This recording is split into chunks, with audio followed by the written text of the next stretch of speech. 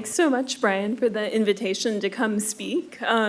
So when I learned that this was such a diverse audience of largely medical doctors, I actually thought of a student in the molecular evolution class I teach in genome sciences who thought that the material I presented there on human diversity and human evolution would be really great for people in the med school at large to learn more about. So I'm actually going to present a sort of composite talk with a lot of literature review that I just think is really interesting about human diversity and its wide array of possible medical implications, with a bit at the end on my specific research angle into that.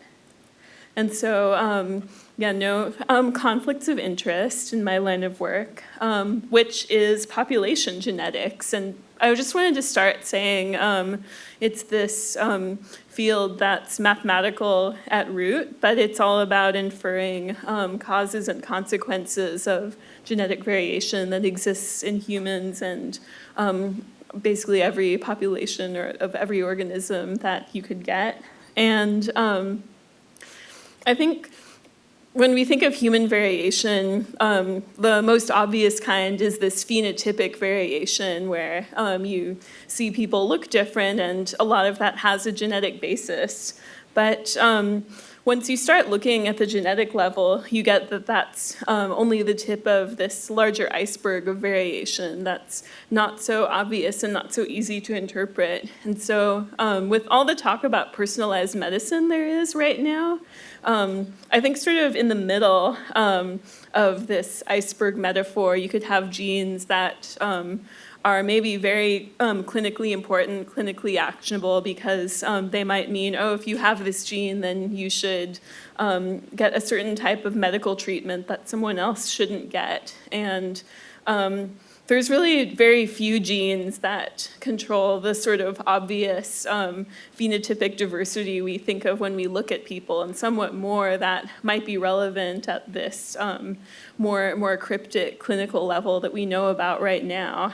But there's still this majority of human variation, which we don't even really know how it affects phenotype at all. Some of it I've labeled the neutral zone because we think of it as evolving neutrally rather than evolving under any kind of natural selection. And that kind of variation can still impact what we look like, or even be medically relevant if it affects some trait that's just not under very much natural selection in either current times or recent times. So I think just all of this is necessary to know about when we're thinking about, oh, what do people's genetics mean about how they should be treated.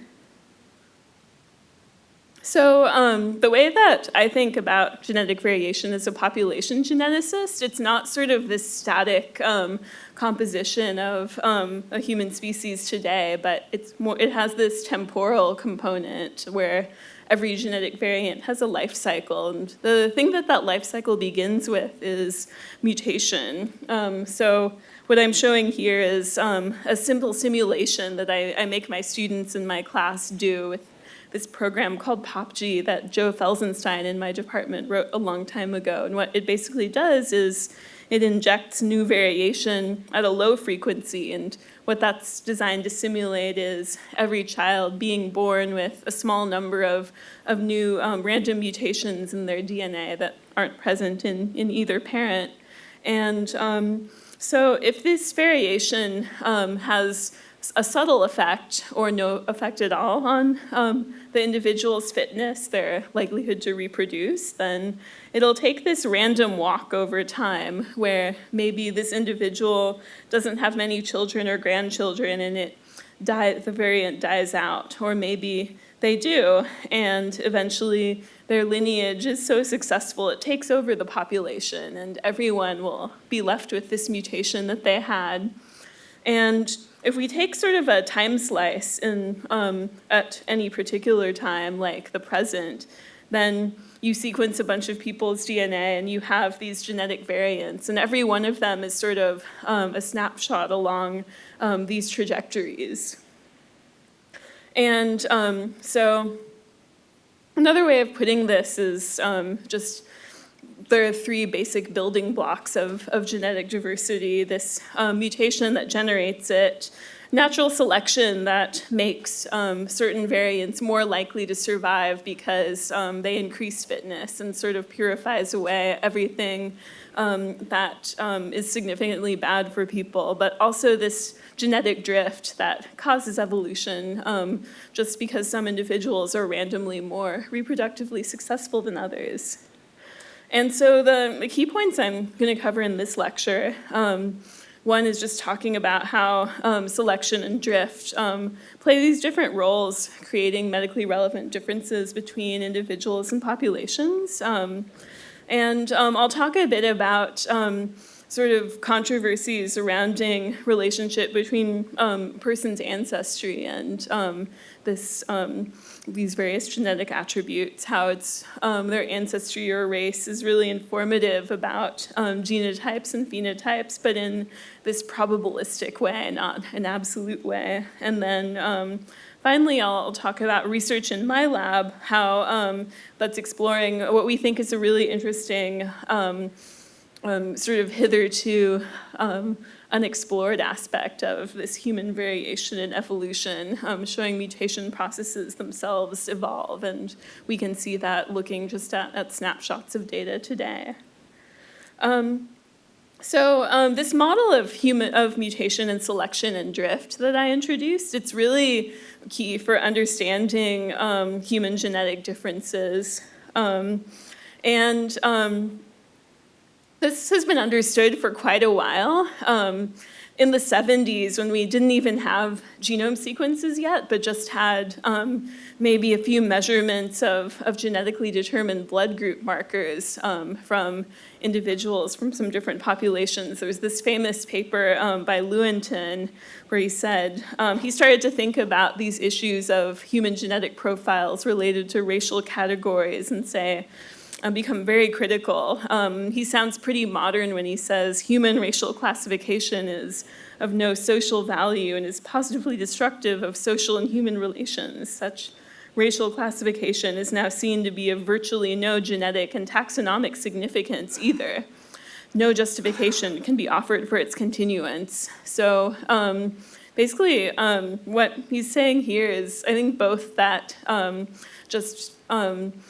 human racial categories have done a lot of damage in society, but then based on some science that he's doing, he's saying that, not only are they damaging, but they're not really coupled to anything meaningful that we can get as a readout from genetic material. And so there was a controversial op-ed in the New York Times a couple years ago by David Reich at Harvard, who sort of called out this particular article saying, it's true, race is a social construct, and true, as Dr. Lewontin wrote, human populations are remarkably similar to each other from a genetic point of view.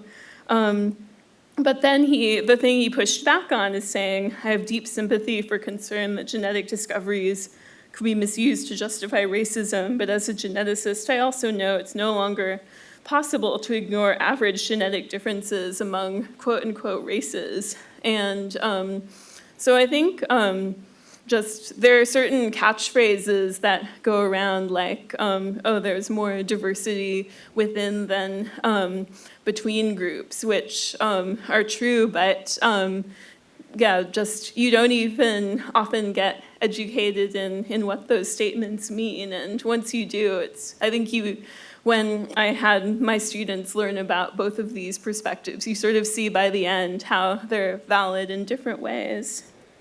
And so in terms of genetic differences between individuals, some of the ones that you might think are more interesting are caused by selection for different phenotypes.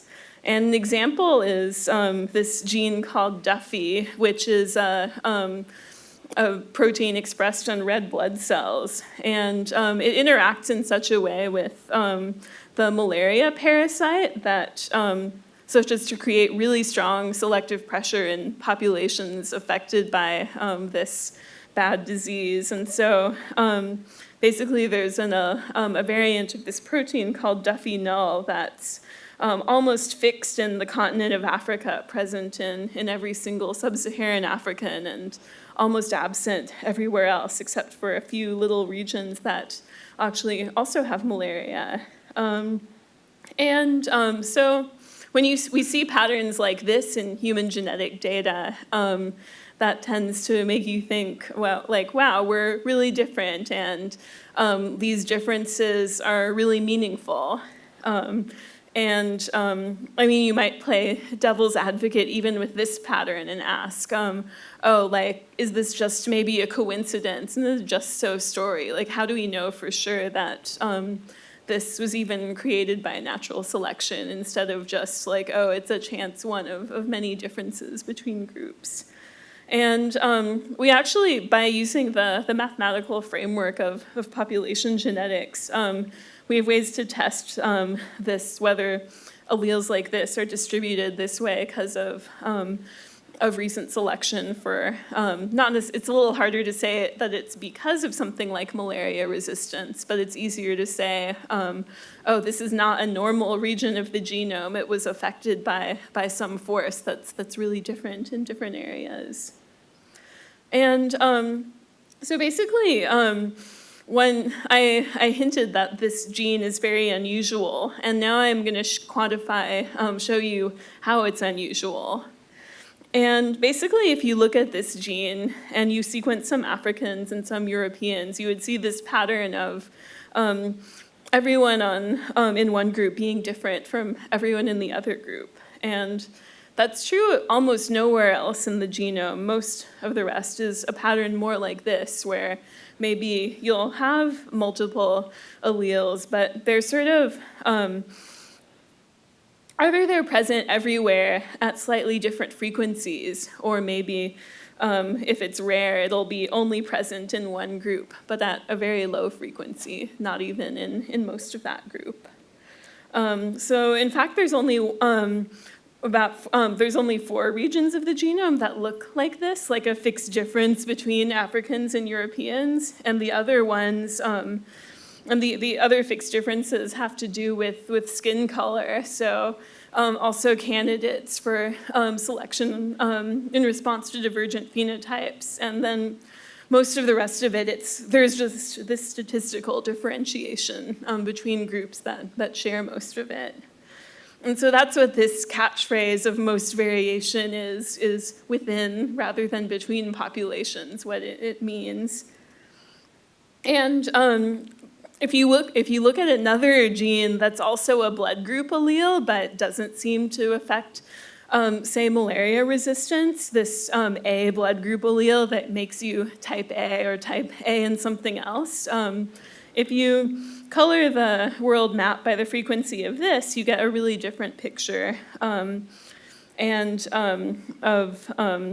basically some regions having higher and some having lower frequencies, but almost no continental group having it fixed or lost.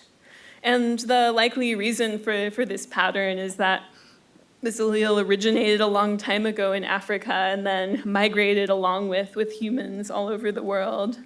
And the reason the frequencies change are these processes we call population bottlenecks, or serial bottlenecks in the case of what happened with humans, where whenever you have, say, an original population and then you sample a few individuals, either because everyone else dies of coronavirus or because just these few individuals like packed up and moved somewhere else and founded a new population, even if this sample is random, the smaller it is, the more likely it will have different frequencies of the types that were present originally. And once you get sort of from the original founding human population in Africa all the way out to South America, which was the last one to be founded, you've gone through maybe 4 of these bottlenecks, moving through Middle East and Europe and Asia into the Americas.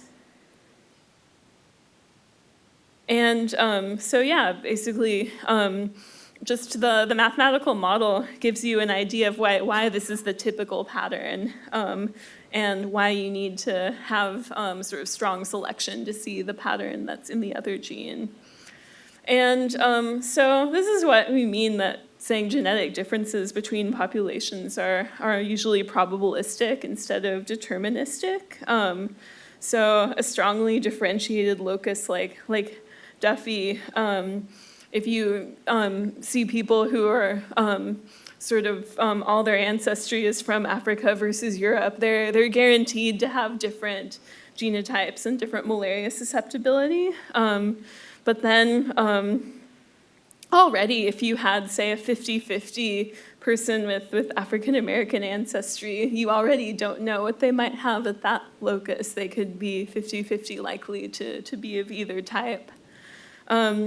And that's sort of every other gene. All you have are these probabilities. If you have ones who, maybe they're of the same quote-unquote race, they have recent ancestry from a certain group, they might have a higher probability of having the same blood type or some other gene, but you don't have any guarantees.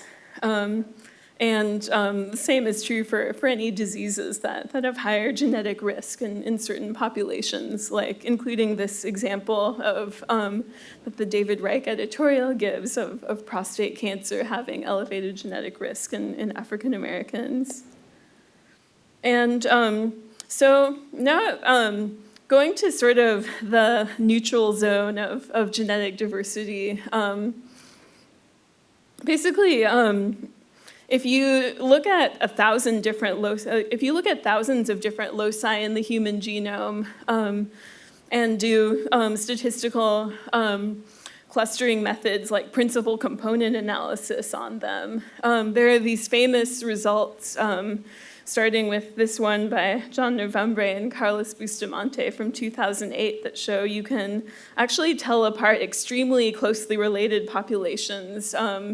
In fact, if you get the right sampling of individuals from all over Europe and run it through this principal component analysis machine learner, you get a map of Europe right back with the Spanish genotypes clustering over here and French and Irish and British. And it's pretty remarkable given how close all these populations are. And if I told you there's hardly any fixed differences between Africans and Europeans, there's basically none with these groups. So how can we tell them apart that well?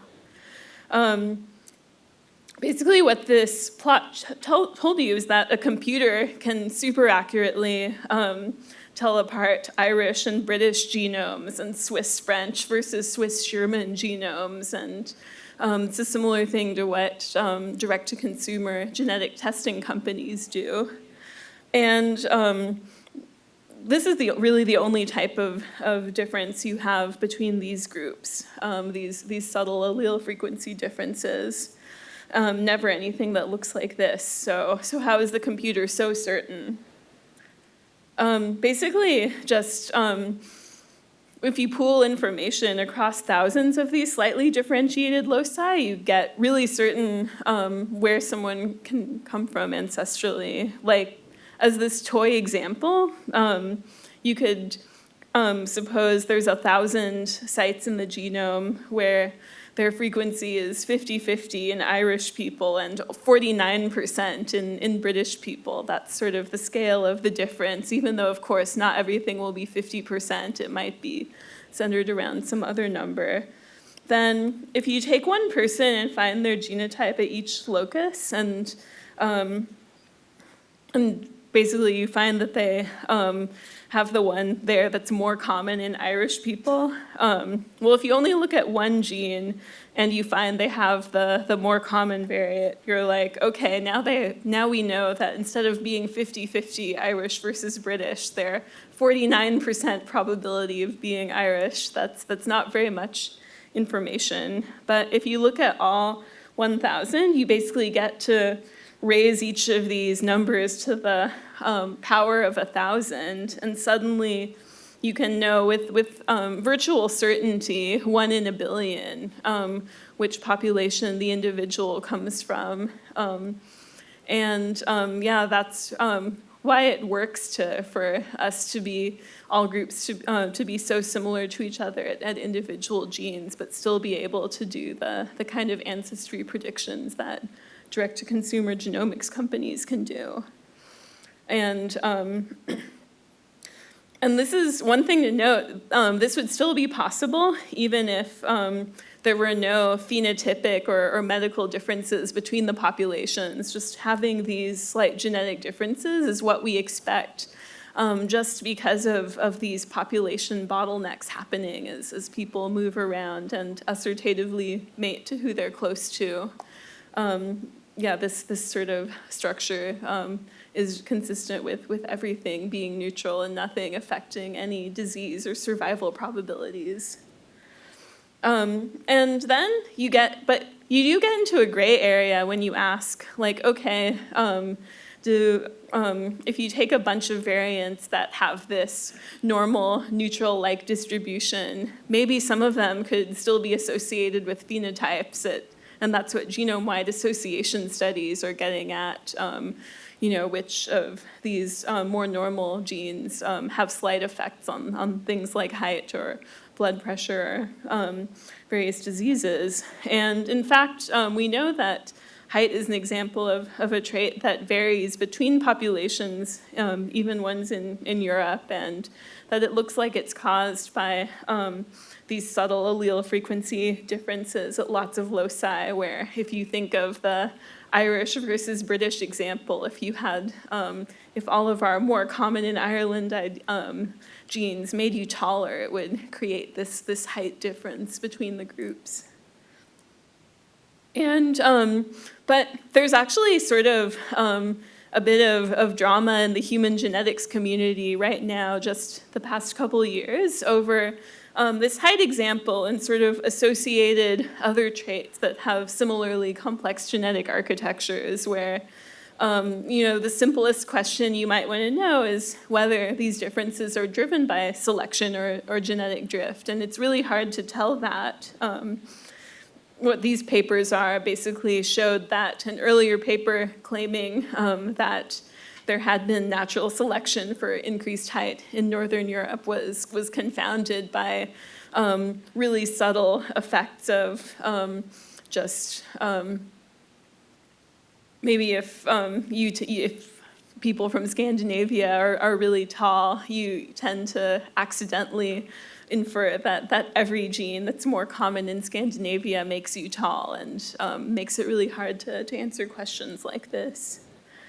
And I wanted to say a little bit about polygenic risk scores, which are sort of a thing that's starting to be in usage to predict, if an individual is at risk for a certain disease or would perform better with a certain treatment, because they leverage this idea of adding up lots of alleles that vary and have small effects.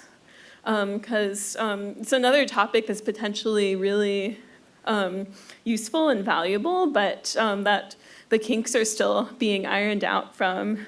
And just what these are, that say if you have a polygenic risk score for height, you attempt to add up the effects of all the variants in their genome that you know affect height. So you do an association study measuring a bunch of people's height and genotypes and finding, oh, this variant makes you 10% taller, this one makes you 5% shorter, this one makes you 20% taller, and then if you have some other individuals where you only have their genetic data, you could say, oh, this individual is predicted to be average height versus these amounts taller. And of course, it's silly with this example because it's an easy trait to measure, but you can imagine doing this with hard-to-measure phenotypes as well, like whether they'll get a certain disease late in life. And so the differentiation between populations, unfortunately, causes these scores to not transfer across populations very well. So say if you did your genome-wide association study in Scandinavians and tried to apply it to Peruvians, who are a lot shorter than them on average, you could say that maybe one of your variants that are in your GWAS in the Scandinavians actually derives its effect from a linked nearby variant. And then if that variant isn't present over here, it'll throw your predictions off a lot. And so this effect has been quantified, and it's really unfortunate since most of these association studies are just done in Europeans, and that directly impairs their utility for predicting risks and phenotypes in any other groups. And so part of a solution to this could be just allocating more sequencing resources to diverse populations, which is a thing that needs to happen, and just basically to make personalized medicine at all equitable based on these results.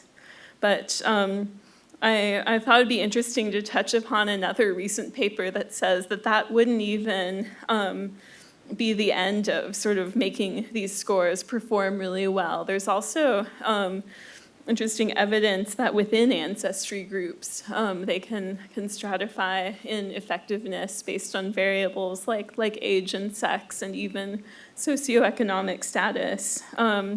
So one interesting example from this paper was was with blood pressure polygenic scores.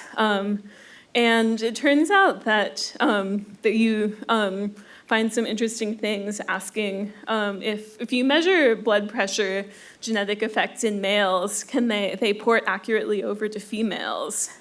And that seems like a reasonable thing. Like males and females have blood pressure for similar reasons, and the same, more or less the same genetic makeup. But it turns out that when you measure, when you find blood pressure associated loci in a group of all women, that always performs better than if you infer them in groups of men or even mixed gender cohorts. Like what these are showing is basically if you do your study in women, you get these prediction accuracies in trying to predict what blood pressure should be in women versus men versus diverse groups. And basically, if you do the measurements in men, all of these things are worse. And it looks to be because blood pressure is more genetically determined in women and more environmentally determined in men. And of course, I don't think they know, it's still like too new of research to be very clinically actionable, but I mean, this could mean something like, if you prescribe blood pressure medication, could it have a greater chance of effectiveness in men if that phenotype is just more environmentally determined in that group? I thought it was pretty interesting that you get that kind of possible implication, just asking about this nerdy statistical question of do these scores replicate across gender categories where at least I would have had little reason to suspect that they wouldn't. And then just a second example that this paper showed was that body mass index, you can predict it better when you do association studies in younger people. And I guess as people get older, their body mass index is just more a product of years of environmental exposures and gets less genetically determined. And so yeah, both of these examples, their lesson isn't, you should look for genetic associations in the most diverse groups possible. It's more, you should look for the ones that have the biggest genetic component and your smallest environmental component of a given relationship between genotype and phenotype.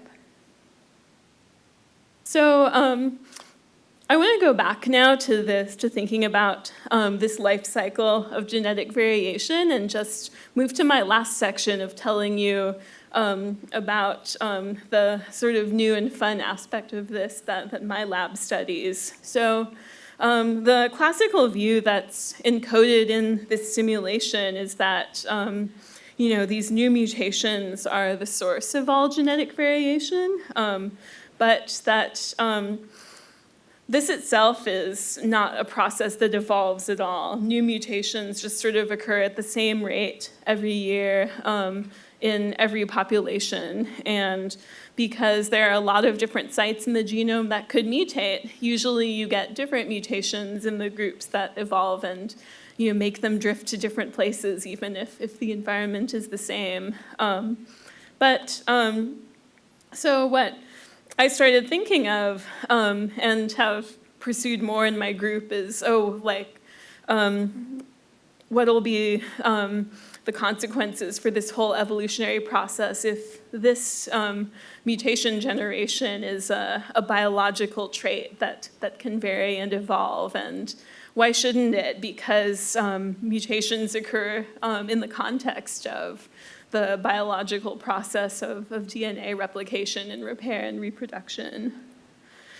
So basically, there's a lot of nice incentives for us building our evolutionary models to think of their rate as constant and not evolving, because it gives us this nice molecular clock idea where if you look at pairs of individuals and count genetic differences between them, it lets you think, okay, the number of differences between my pair of individuals is proportional to the amount of time until they share common ancestors, and conclude things like, individuals who are closer together have more recent common ancestors. And of course, that's true within some margin of error and is really useful, but also has a limit if, say, mutations accumulate at different rates on different branches of the tree or different times.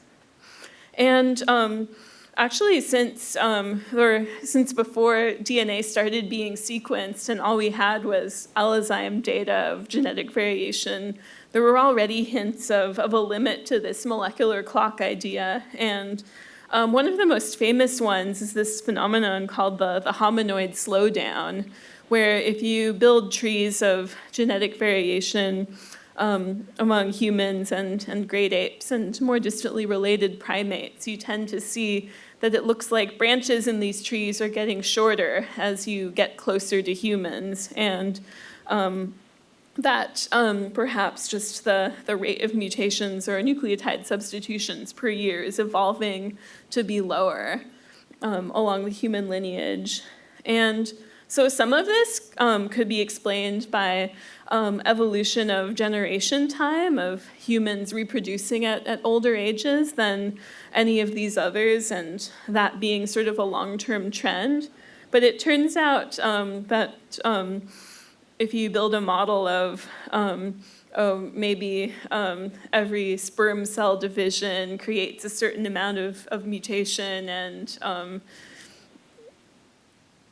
you don't really get enough time dilation to explain it within at least the models of just reproductive age and longevity that people have tried to use for this. And so another possibility is that the mutation rate per cell division can evolve over time. And to think about this, my lab has borrowed an idea that comes from cancer genomics, which says that basically we know that cancers evolve in real time during the progression of the disease, usually toward a more broken state of some kind. And during the somatic evolution, they can start to get higher rates of certain mutations just due to breakdown of DNA repair and acceleration of DNA damage. And so, for example, some cancers, this replicative polymerase epsilon that replicates the DNA accurately might get some mutations and breakdown in its efficacy, and that for some reason leads to mutations in specific sequence contexts, such as maybe TCT motifs in the genome mutating to TAT. And another example is ApoBec enzymes, or these enzymes in the genome that exist to mutate viral DNA on purpose to try and disable certain invading viruses or retroviruses. And having these around when you're dysregulating your genes, it seems, can also be a liability, that when these start getting constitutively turned on too much in cancers, they can mutate the endogenous DNA instead and cause a different, what's called mutational signature. And I should mention a third category of mutational signatures that occur in cancers are ones that aren't really genetic at all, and maybe aren't evolving in intensity over the lifetime of the cancer, but just come from certain environmental exposures that might have caused the cancer, like tobacco smoke for lung cancers. But back to human evolution, what I wondered was if there could be more subtle evolution of this kind going on in the normal human germline that we could detect using population variation, and that turned out to be the case. So just one more piece of the cancer analogy. It turns out that you can learn a lot about these different signatures and biological differences between cancers by thinking of sort of evolution from normal early embryos to healthy tissues to cancerous tissues, and thinking of different mutational processes being active at different times, depending on the particular pathology involved. But so why would we get anything like this in normal human germlines? So there's a lot of different times during human development where you could get germline mutations arising, basically in the sperm and eggs and early embryos. And changes to any of these these germ tissues and how they replicate and how error-prone the replication of the DNA might be, they would all change the way that heritable variation accumulates. And since these tissues are all biologically different, if you had a perturbation to just one of them, then it might leave a characteristic signature like the ones that we know exist during cancer evolution. And so with this hypothesis that different germline signatures might have different evolutionary histories, you can actually test that by looking at data from different human groups, like, say, Africans, Europeans, and East Asians, and imagining if maybe you have several mutational processes being active in all parts of this human tree, but some increasing in intensity or decreasing in intensity during the evolution of specific populations. If you look at rare variants that have arisen recently in these groups, then differences in the sequence contexts where they occur could tell you about this sort of evolution that might be happening. And so when I looked for this signature in human data, it came through surprisingly clearly. And the most obvious signature like this is this one that my group calls the TCC pulse, or the Euro pulse, where basically all the TCC motifs in the genome are basically 50% more likely to have mutated in Europeans compared to non-European groups. And this is just a map of the different populations sequenced in the 1,000 Genomes Project, showing about 2% of mutations are of this type in Europe versus 1.5% in East Asia, where it's the lowest. So it turns out that if I go back to this PCA, computer clustering classification method, if you run it not on genotypes from thousands of loci, but on this mutation spectrum, which is just a 96-dimensional histogram, like binning of all mutations into all possible 3-letter sequence contexts in the genome, that information turns out to be enough to tell you with certainty what continent somebody comes from, where first you have a separation between Africa and everybody else, and then a separation which is largely mediated by this TCC pulse of Western to Eastern Eurasia. And even though we already knew that genetic information could separate groups at a much finer scale, that involved the locations and frequencies of individual variants. And this mutation spectrum contains a lot less information, so it's a lot more surprising that it could even work for classification of people. And doing some modeling about the sort of relationship between allele frequencies and age and the frequencies at which these TCC mutations were found, we inferred that there had to be sort of this pulse of mutational activity that affected Europe and actually also South Asia to a lesser extent, that whatever this mutator was, it looks like it's not really active anymore, but it was very active 10,000 years ago, and that's what created this imprint that we can still see today.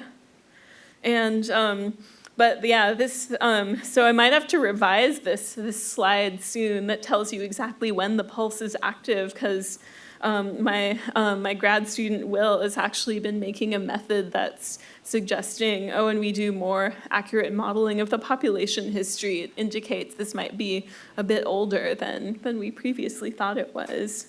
And this is just what it looks like if you partition all the variation in the human genome by its allele frequency. So here are variants that are in 1 out of 1,000 people, and in 1 out of 100 people, and 1 out of 10 people on this logarithmic scale. So for each of these categories, you can compute the fraction of them that are this TCC to TTC mutation type, and the fact that it peaks around 1% in Europe and South Asia is what tells us that these mutations happened a long time ago and aren't happening anymore, and about when this whole thing occurred. And so it's a mystery that it doesn't really match anything in this catalog of mutational signatures we know from cancer. It looks a little bit like the UV light exposure signature and a little bit like the temozolomide alkylating chemotherapy signature, but not really like either of them. Just various people have told me that they have a hunch it was environmental rather than genetic, because it happened so quickly, but we don't know what environmental exposure it could have been. And there was also a paper that came out last year related to dogs that had another almost but not quite signature match. So I'm just going to say my lab is actively working on this question of how we want to know how this mutation spectrum evolution, which has to be caused by some combination of genetic and environmental factors, might relate to somatic mutagenesis and cancer risk. There was this paper that came out on dog canine transmissible venereal tumor, where they basically found that these transmissible dog tumors also accumulated mutations in TCC contexts around a similar time frame to when they were accumulating in humans, and posited it could have been a shared environmental exposure. But again, it's like their signature doesn't look exactly the same as ours does, and so it's hard to say if it was the same thing or not. But just to wrap up all the information I've thrown at you, one takeaway is just human populations have really different genetic makeups that are always constantly evolving, and that evolution is sort of key to starting to decode their significance. And there's a few really famous genetic differences controlled by single genes and clearly caused by adaptation to different environments, but that's not really the norm. It's really easy to classify individuals in their populations of origin, but most of the genes that go into this are these ones that might be just randomly neutrally evolving and could have zero medical relevance, or could sort of add up in this polygenic way to have this distributed relevance. And then when you have a trait that's influenced by many genes, it's really challenging to disentangle how these genetic components add up together and with environmental effects to see whether selection or random genetic drift is what's causing the trait to evolve. Then finally, mutagenesis is this fascinating example of a complex trait that it's cool. We think it's cool to study because it's sort of embedded in genomes and is surprisingly rapidly evolving and can cause new genetic variation to accumulate in different sequence contexts in each continental population, just like little shadows of the genetic alterations we see in cancer genomes. And so with that, I have a few minutes left to answer any questions you have.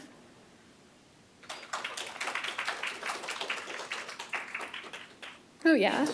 Yeah, that was fantastic. So I think many people in the audience here, as lab physicians, we get asked frequently to look at friends' lab reports. And one of the things that friends have asked me to do over the years is look at their 23andMe results. And I've been keeping track. I think I've now looked at a dozen of them, and every single one of them has reported an increased risk of age-related macular degeneration. Now, everyone can't be increased, right? Half should be increased and half should be decreased from the average.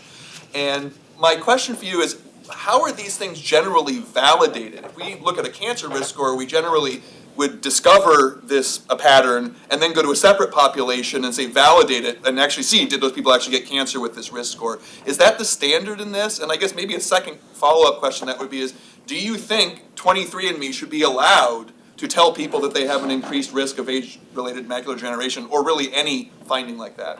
Yeah, a lot of great questions in there. Just to try and summarize. I think a lot of us are asked to look at our friends' 23andMe reports and answer, are they BS or not, or what's going on? And I actually I didn't know this, but the questioner observes that the dozen or so reports he's looked at all show increased risk of macular degeneration, and what gives with that. Not everyone can be increased risk. When you're making a claim like that, how is it validated? So obviously I don't have access to their proprietary information on how they do these things. It's very interesting. I didn't know that. I guess one thing that's possible is I think you can't tell everyone that they're on the high end for a trait. Some people have to be below average, but then that seems really hard to enforce, because when you ask, if you were to say that half of the people should be reported to be above and half people should be below, that requires assuming something about the composition of your customers, Because say if you have differences between Europeans and Africans, and one of them tends to be higher and the other tends to be lower, then are you going to assume that your group is 50-50, or realistically in that customer base that it's not? And so I have no idea if this is true or not, but say if like all Europeans were at increased risk versus all non-Europeans, and they decided to like assume a pool of 50-50, that could explain what you're seeing. I have no idea if that's true in that case, or like what they decide is the right like way, what right like average point, if that makes sense. So in terms of validating like, okay, before reporting one of these scores, do you have to make sure that it performs well on multiple cohorts? So, I mean, that's my middle section of my talk, talking about like how to portability of polygenic scores. That's essentially what people are trying and often failing to do, is saying, okay, like you always, you use one cohort to discover that you think these genetic risk factors are valid, and then take another cohort where you know the phenotypes and see how well you do predicting with the first one. And so that is standard practice, and it tends to work like better when, say, both of your groups come from the same population than when they do not. But then, yeah, like I showed in this Mostafavi et al. Paper, it can even fail to work as well if your groups have different gender or age compositions. So I think, yeah, that's a known challenge, and I think it's a fair question, like, oh, if they should, the results that they're reporting should be sort of beta-tested results that don't always pass these as well as we would like them to, because it's still a young field. Oh, yeah? Great talk. So we're probably all gonna be thinking about polygenic risk scores and GWASs, because we're lab medicine folks and we're thinking about diagnostics. So my question is along the lines of, you showed some nice data about how like Irish and British could be so easily separated. And I don't know the field as well, but my understanding is that even within, a very homogeneous or seemingly homogeneous population, you can also segregate sort of micro-ethnicities by region. And so if that's true, it seems like, gosh, we really have a problem with polygenic risk scores, because, how are we gonna get to that level? And, could it be that, environmental factors in town A are really what's explaining this disease difference we're seeing? And then when we do our GWASs, what we're just picking out is that environmental difference that's really just linked to sort of micro-ethnicities. You see what I'm saying? I mean, is that something your lab's thinking about? I mean, it seems like it's really, I've just been really disheartened by how, as you just highlighted in your answer to the last response, how little these have been validated when we've looked at other populations. Yeah, so there's a lot going into that. Yeah, like the questioner points out that I was pointing out that Irish and British individuals are trivial to separate out on these ancestry PCAs, but there have also been papers that show like, oh, tiny villages in England, like if you have enough data, you can distinguish them too. Basically, there's no such thing as an unstructured population, even if, you try to pick the most homogeneous group that there is. And so then does that mean that, oh, if you can only apply polygenic risk scores within well-mixed populations, like where are you going to find one of those? So I think that, well, population structure doesn't always mean that this portability would fail. Like, for example, if you have closely related groups that basically share all their variation but at different frequencies, in that case, like you could do an association study in Irish and find risk variants. And if all of those variants are also in a British population, then you would get a different distribution of risks. But if you sort of if you'd identified all the variants well, then like you should theoretically still have portability. And of course, if you have different environments between the groups, then that already sort of interferes with how well that works. But yeah, I think just when people have done a lot of theory about this population structure and say that it shouldn't always keep us from being able to do these porting of risk scores from one group to another. It's just in practice, it keeps being a problem. Yeah, I'm sorry I can't give a more satisfying answer than that right now. Oh yeah. So at the beginning you talked about blood groups and probabilistic genetics, and we learn some of these things in medical school sometimes of, oh, these groups are more likely to have different blood groups or different genes that are associated with like sickle cell anemia is one of the traits we learn about. Since this is all probabilistic, should we be not worrying about kind of the person who walks in and their skin color and what their race is and what that tells us about their probabilities? Or should we be learning it better? Should we be learning more of these things so we can do diagnostic testing better? Yeah, so the question is, since the distribution of blood groups and risk alleles across groups is so probabilistic, does that imply that basically you should never look at the person's color of their skin and make assumptions about what risk alleles that they might have? So I think one thing to keep in mind there is that the color of your skin, it's like a medium complex trait, but not nearly as complex as even something like height.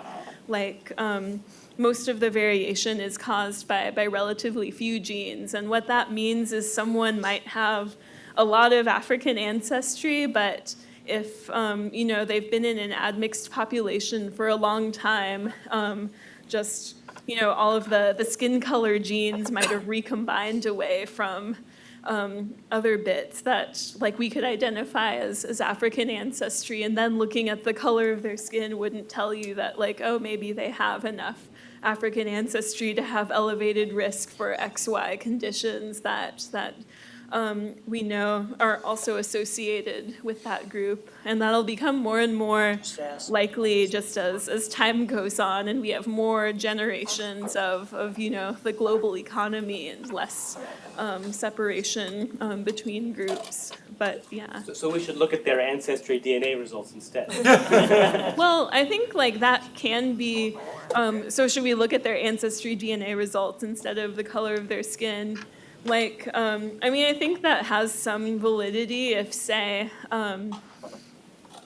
like if you say, oh, you look African in this chromosome, which we know is related to this example of prostate cancer risk, like, oh, that's actually informative that, like, oh, you probably have this risk factor. If you're looking at it that level of like, oh, you have it in certain regions of the genome, or if it's a trait that is distributed across the whole genome, then you could still get a sense of, oh, we know that this group is at risk for this complex trait, and I'm